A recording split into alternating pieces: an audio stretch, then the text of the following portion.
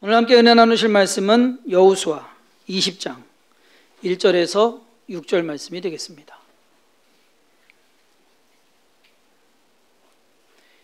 여호수아 20장 1절에서 6절 말씀 제가 봉독하겠습니다. 여호와께서 여호수아에게 말씀하여 이르시되 이스라엘 자손에게 말하여 이르기를 내가 모세를 통하여 너희에게 말한 도피성들을 너희를 위해 정하여 부지 중에 실수로 사람을 죽인 자를 그리로 도망하게 하라. 이는 너희를 위해 피의 보복자를 피할 곳이니라.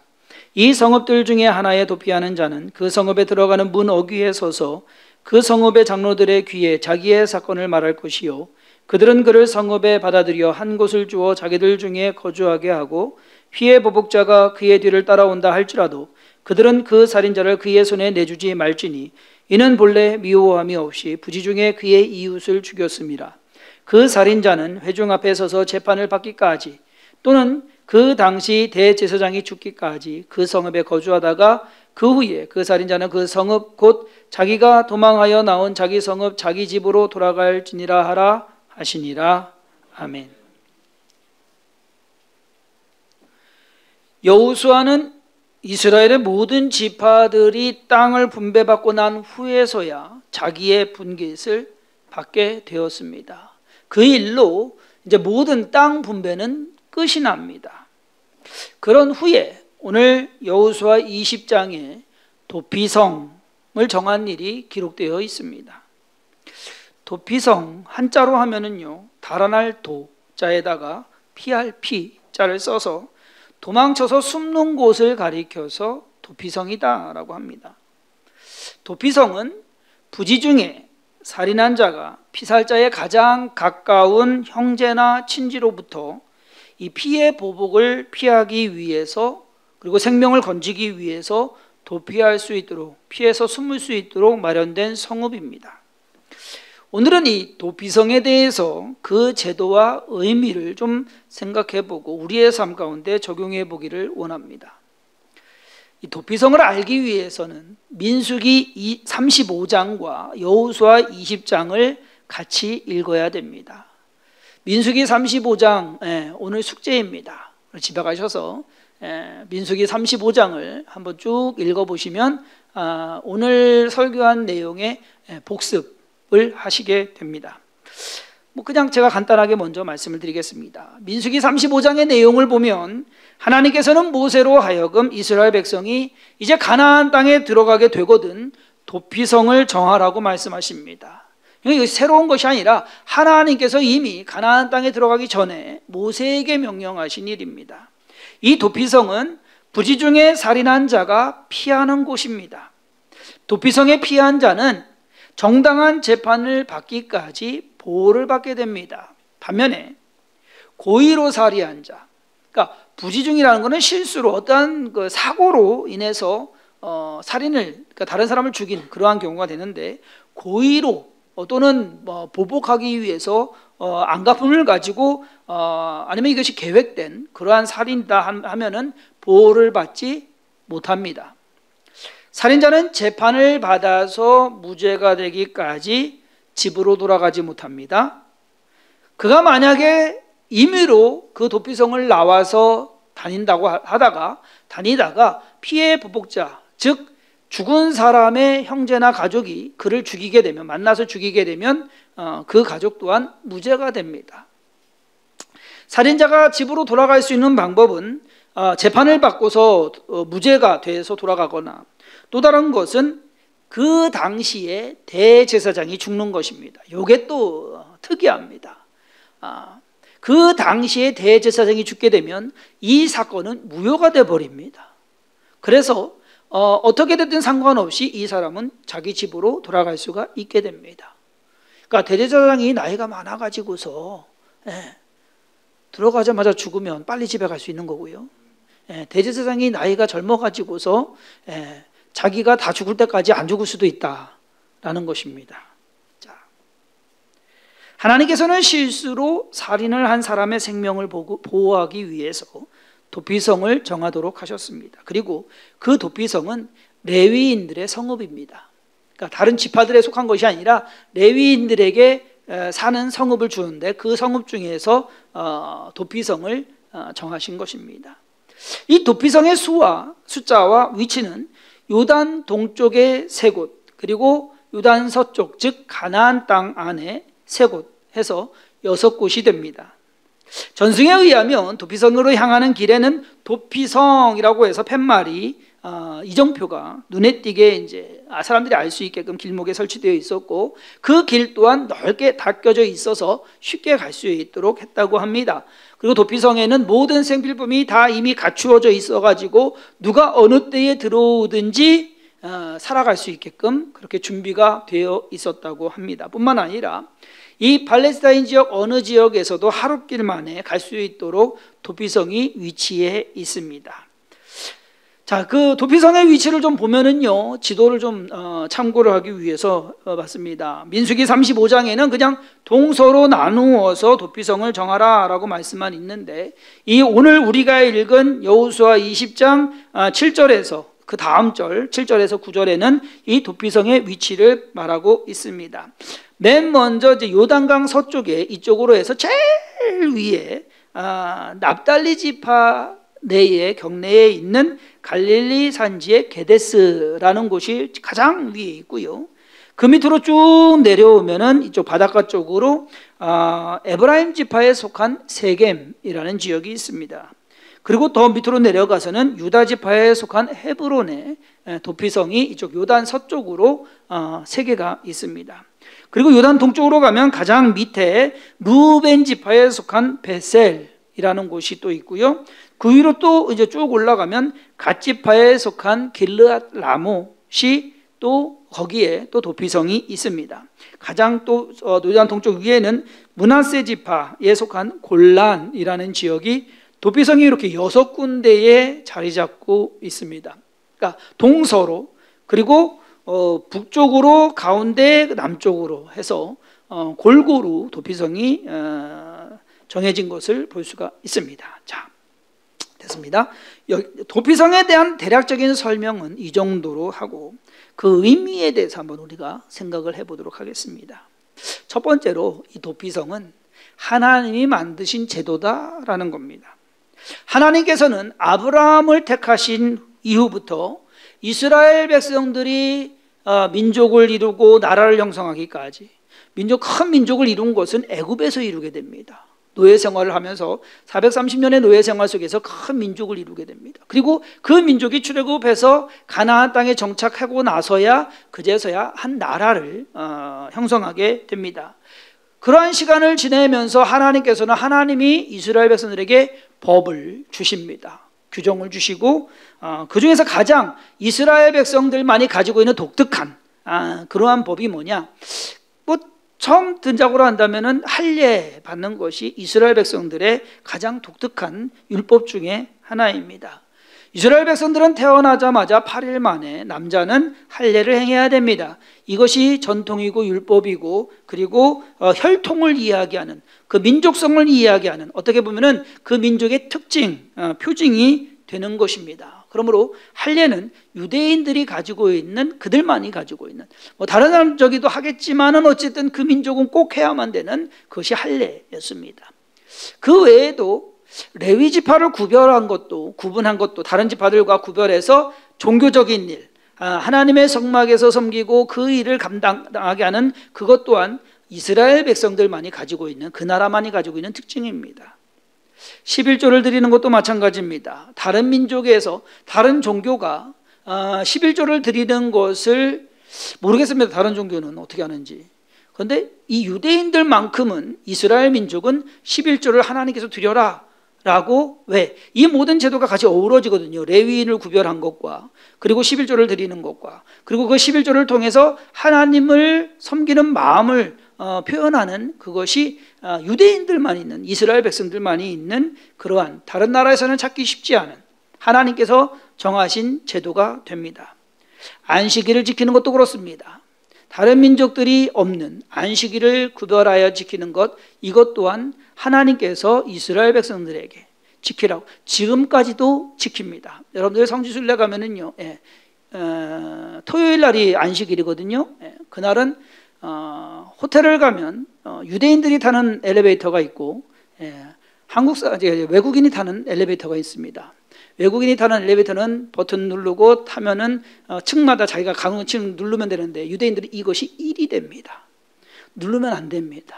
그래서 안식일 엘리베이터는 뭐냐? 자동으로 열려요. 층마다 열려요. 들어가서 서 있기만 하면 돼요. 그러면 층마다 다 20층을 올라가도 20층 다 열리고 올라가는 겁니다. 그러면 열리기만 하면 내리면 돼요. 오늘처럼 여러분들 오셔서 그냥 쭉 이렇게 오시면은 안 되는 겁니다. 유대인들한테는. 그래서 안식일 지키는 것이 유대인들의 또 특징입니다. 오늘 우리가 공부하는 이 도피성 또한 하나님께서 독특하게 만드신 제도 중에 하나다. 살인자를 위한 피난처를 정한다는 것. 일반적인 사람들의 입장에서는 생각해내기 쉬운 것이 아닙니다. 여러분 안 그렇습니까? 나라들마다 범죄자를 위해서 범죄자가 도망갈 곳을 만들어주는 이것이 있느냐는 얘기죠. 보통 잘한 사람들, 훌륭한 사람들, 업적을 세운 사람, 그 사람들을 위해서 뭔가를 하는 거는 그렇다, 일반적인데 사람을 죽인 사람을 보호해주는 이러한 것을 하는 것, 살인자를 돕는다는 것이 상식적으로는 이해되지 않는, 받아들이기 쉬운 일은 아닐 것입니다. 그런데 하나님께서 이것을 만드십니다. 그럼 곰곰이 생각해 보면 우리가 예수 그리스도를 믿고 죄사함 받는 것 또한, 구원을 얻는다는 것 또한 여러분 상식적인 일은 아니에요. 그렇지 않습니까? 죄가 그냥 사함 받는다고 하는 거, 그냥 믿어서 뭘 해서가 아니라, 죄값을 치러서가 아니라 그냥 믿는 것으로서 우리가 죄사함 받는다는 이것 또한 이해가 되지 않거든요. 하나님은 죄인을 살려주시고 용서해 주심으로 구원해 주시는 하나님이시지, 죄인을 무조건 심판하시고 정죄하시고 벌 주시는 분은 아니다라는 겁니다. 똑같은 원리는 아닐 수도 있겠지만 그래도 도피성 제도는 살인자도 구원한다는 독특한 특징이 있습니다. 이런 의미에서 우리 도피성을 이야기할 때 항상 예수 그리스도를 같이 접목시켜 이야기를 합니다. 죄 지은 사람이 누구든지 심지어 살인자라 할지라도 예수를 믿고 그 예수를 믿음으로 죄사함 받게 되고 구원을 받을 수 있다는 것, 이것은 도피성의 원리와 같다라는 겁니다. 부지중의 실수로 사람을 죽인 살인자가 그 피해 보복을 당하기 전에 도피성으로 피하게 되면 구원을 얻듯이 우리 또한 마찬가지예요. 죄로 인해서 죽을 수밖에 없어요. 사탄이, 그리고 사망이 우리를 정죄합니다. 언제 잡아갈까? 이제 잡아가야지 하고 있는 그때에 우리가 피할 수 있는 길은 예수 그리스도 뿐이다라는 겁니다. 그로 인해서 우리가 구원받는 것이 같은 원리다라는 것. 자, 두 번째는 하나님께서는 도피성을 요단 동쪽에 3곳, 그리고 요단 서쪽에 3곳, 6곳을 만들어 놓으셔서 가깝게 하셨다라는, 이 도피성은 가깝다라는 겁니다. 이렇게 할 수 있는 것은 뭐냐? 살인자로 하여금 빠르게 피할 수 있도록 하기 위함입니다. 이스라엘 백성들이 어디 있든지 간에 도피성은 최대한 하루길 거리였다고 합니다. 하루 만에 갈 수 있는 것. 여러분 보통 한번 생각을 해보세요. 옛날 이야기들을 좀 듣거나 아니면 이제 영화를 좀 보면은 뭔가 이런 긴박한 상황에 처한 사람이 그것을 피하기 위해서 막 가게 되면은요, 쉬운 방법 없잖아요. 어렵잖아요. 간신히 찾아가든가 아니면 엄청나게 죽을 고생을 하면서 찾아가든가 그래야지만 또 이야기도 들을 만하고 또 영화도 볼 만하고 한데, 오늘 도피성을 가는 길이 너무 쉽다는 얘기입니다. 6군데에 있어가지고서 흩어져 있어가지고 어디 쉽게 갈 수 있는, 하나님께서는 이 도피성을 낭만적이거나 모험적으로 만들지 않으셨습니다. 상당히 실용적이고 합리적으로 정하셨습니다. 부지중에 생각지도 않은 때에 갑자기 일이 벌어져가지고서 내가 사람을 죽였어요. 어떻게 할지 몰라 하면서 당황하고 있을 때, 지금 사람 죽인 것도 끔찍해서 어떻게 할 줄 모르는데 그 가족들이 알게 되면 그 복수를 하겠다고 쫓아올 것이라는 얘기입니다. 지금 그 상황에서 짧은 시간에 뭘 판단해야 되느냐? 도피성을 생각해내야 됩니다. 유일한 방법은 도피성뿐이다라는 겁니다. 만약 도피성이 아주 먼 곳에 있어가지고 가는 길이 지치거나 아니면 가다가 잡힐 수도 있다라는 것이죠. 그렇게 된다고 한다면 살인자에게는, 이 사람에게는 희망이 없어질 수도 있습니다. 아예 포기할 수도 있어요. 그런데 하나님은 그 사람을 구하기 위해서 적절한 곳에 도피성을 준비해 놓으셨습니다. 자, 이것만 보더라도 하나님은 정죄하고 심판하고 그리고 망하게끔 하려고 하는 그러한 하나님이 아니시라. 오히려 용서하시고 구원하시고 그 모든 것을 풀어가시려고 하는 그러한 분이시다라는 것을 우리는 깨달아야 됩니다. 굳이 살인자까지 챙기시냐라고 할 수 있겠지만, 반면에 살인자까지도 하나님께서 그가 고의로 한 것이 아니면 그를 죽게 하는 그러한 일이 없도록 하나님께서 그 사람 또한 보호하시는 그것이 하나님의 마음이다라는 겁니다.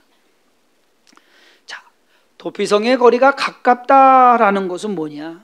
구원이 가깝다라는 겁니다. 하나님의 구원은 여러분 힘든 게 아니에요. 사람이 이르지 못할 정도로 간신히 해가지고서 100명 중에 1명, 1000명 중에 1명 간신히 이룰 수 있는 그러한 구원이 아니다라는 겁니다. 누구든지 도피성에 갈 수 있듯이 하나님의 구원은 그렇게 열려 있다라는 겁니다. 여러분, 예수를 믿는 것이 어렵습니까? 세상 사람들이 어렵기 때문에 안 믿는 겁니까? 아니거든요. 안 믿겨지거나 믿기 싫은 거거든요. 나만이 나병에 걸렸습니다. 엘리사 선지자를 찾아왔습니다. 그 나병 얼마나 중한 병입니까? 그 병이 낫기 위해서 나만이 그 먼 길을 찾아와가지고 엘리사 선지자를 만나려고 하는데 나와서 만나주지도 않아요. 몸종 보내가지고서 야, 요단강 가서 7번 씻으라고 해라. 그 말을 들은 나만이 얼마나 화납니까? 아니, 선지자가 나와서 축복하고 그리고 내 상처에 손을 얹고 기도해 주기를 바랬는데 뭐 나보지도 않고서 가서 7번 가서 그런데 여러분, 요단강에 가서 7번 목욕하는 것이 어렵습니까? 쉽잖아요. 근데 사람들이 쉬운데 안 하더란 얘기예요. 체면이 있어서, 아니면 그거 갖고 되겠냐 믿지를 못해서, 그래서 안 하더란 얘기입니다. 구원이, 우리가 구원받는 것이 쉬워요.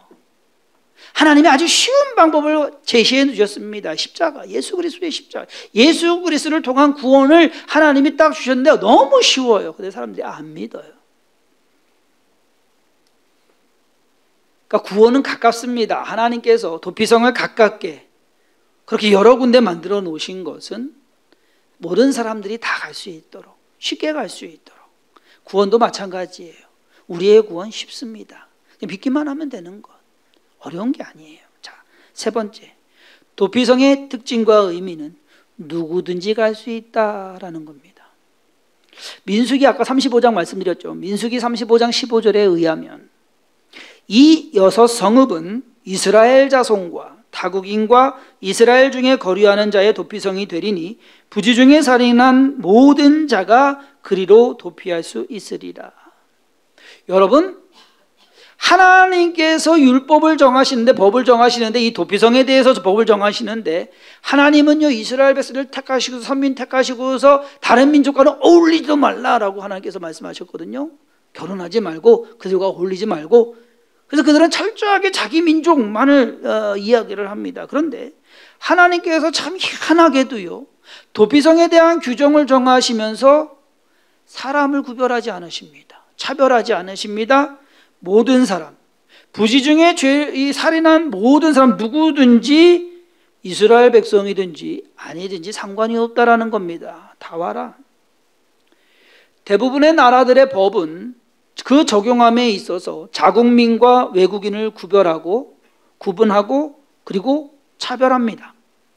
특히 외국인이, 여러분 한번 생각을 해보세요. 외국인이 자국민을 죽였다라고 한다면 지금에야 뭐 법적으로 좀 재판을 하겠지만 오랜 세월 동안 사실상 그렇지 않았거든요. 어디 감히 우리 민족, 우리 가족을 죽이냐. 법이고 뭐고 없고 그냥 갚아버리는 것이, 외국인이라면 더 할 텐데, 오늘 말씀에서 하나님께서는 희한하게 외국인도, 심지어 지나가는 사람도 이러한 일이 되면 그도 보호를 받게 될 것이다 라고 말씀하고 있습니다. 그러한 면에서 볼 때 이 도피성의 제도는 아주 파격적인 것입니다. 하나님께서는 이스라엘 백성이든 아니든 부지 중에 사람을 죽인 그 모든 사람은 누구든지 도피성으로 피할 수 있도록 정하셨습니다.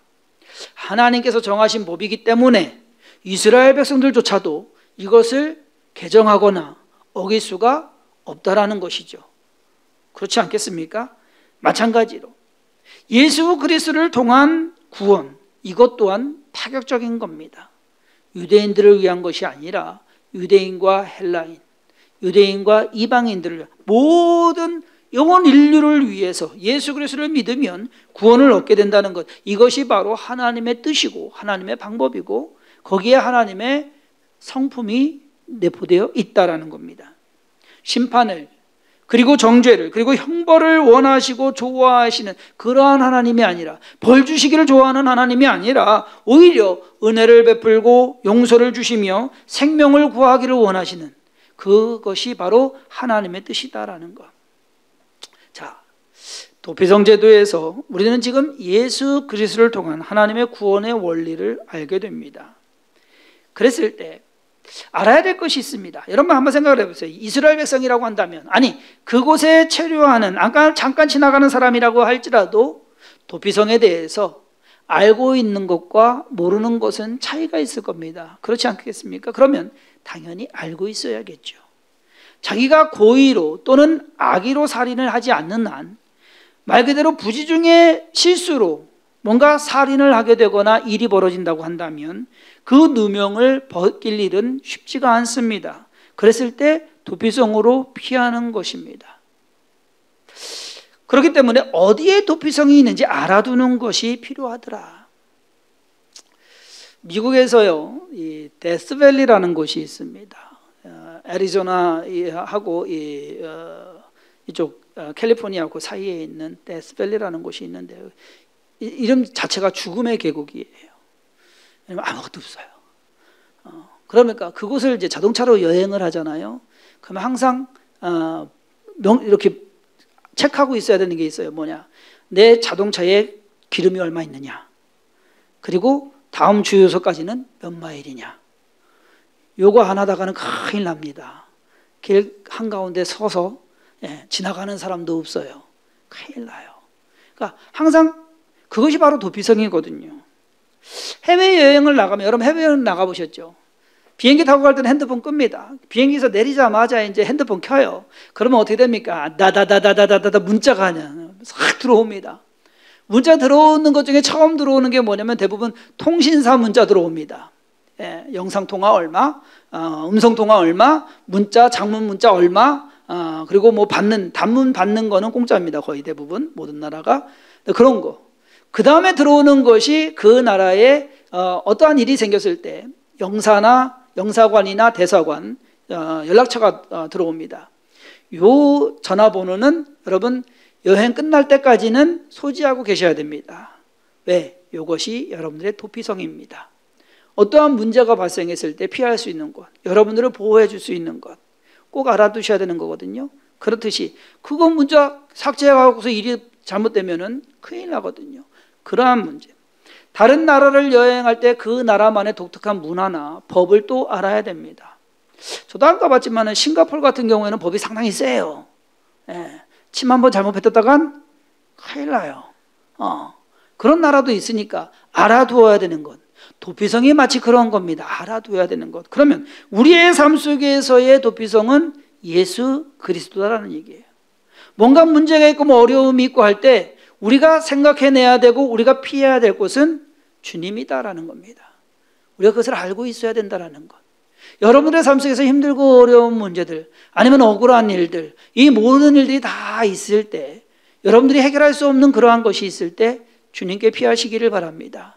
주님이 여러분들의 도피성이 됩니다. 예수 그리스도는 삶의 무거운 짐을 지고 사는 사람들에게 있어서의 도피성이 되십니다. 죄로 인해 멸망당하는 것이 인생의 마지막인 사람들에게 구원을 그리고 보호를 해주시는 것이 예수 그리스도를 통한 도피성이다라는 겁니다. 사탄은, 그리고 사망은 우리가 지은 죄를 가지고 잡으러 옵니다. 이제 잡을 때가 됐는데 어느 누구도 그것을 피할 수가 없습니다. 피할 방법은 오로지 예수 그리스도를 믿는 믿음으로 말미암아 구원받는 것. 그러한 위험에서 그리고 재판에서 우리를 보호하고 변호해 주실 분이 계시는데 그분이 바로 예수 그리스도다. 우리가 믿는 분은 그런 분이다라는 겁니다. 우리가 믿는 하나님은 그러한 하나님이다라는 겁니다.